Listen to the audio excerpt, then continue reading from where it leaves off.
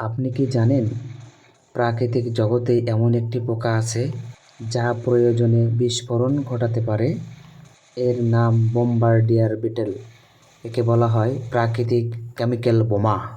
এই বিটল বিপদের সময় তার শরীর থেকে প্রায় 100 ডিগ্রি সেলসিয়াস তাপমাত্রার রাসায়নিক তরল ছুড়ে দেয়।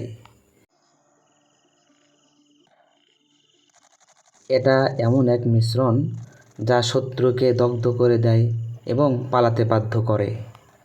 এর পিছনে রয়েছে চমৎকার এক রসায়ন।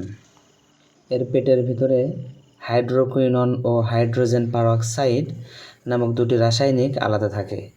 যখন বিপদ আসে তখন এ দুইটি পদার্থ একত্রে মিশে মুহূর্তেই বিস্ফোরণ ঘটায়।